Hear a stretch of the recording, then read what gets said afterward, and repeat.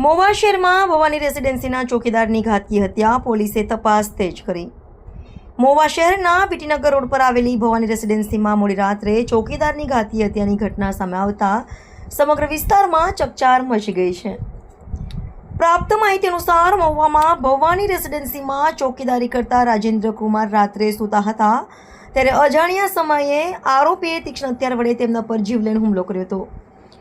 હુમલામાં ગંભીર ઇજાઓ થતાં રાજેન્દ્ર કુમારનું ઘટના સ્થળે જ મોત નીપજ્યું હોવાનું જાણવા મળ્યું છે। મહુવા પોલીસ સ્ટેશનના પીઆઈ એચ.કે. સોલંકીના જણાવ્યા મુજબ પ્રાથમિક તપાસમાં મૃતક ચોકીદાર અને આરોપી વચ્ચે અગાઉ કોઈ બાબતે બોલાચાલી તથા ઝઘડો થયો હોવાનું સામે આવ્યું છે। તે બંદૂક રાખીને આરોપીએ હત્યાને અંજામ આપ્યો હોવાની શંકા છે। મૃતદેહને પોસ્ટમોર્ટમ માટે મહુવા જનરલ હોસ્પિટલ ખાતે ખસેડવામાં આવ્યો છે। પોલીસે હત્યાનો ગુનો નોંધી આગળની તપાસ શરૂ કરી છે। સાથે જ આરોપીની ધરપકડ કરવા માટે પોલીસની વિવિધ ટીમોએ ચક્રો ગતિમાન કર્યા છે। પોલીસ દ્વારા સમગ્ર ઘટનાના તમામ પાસાઓને ધ્યાનમાં રાખીને વધુ તપાસ હાથ ધરવામાં આવી રહી છે।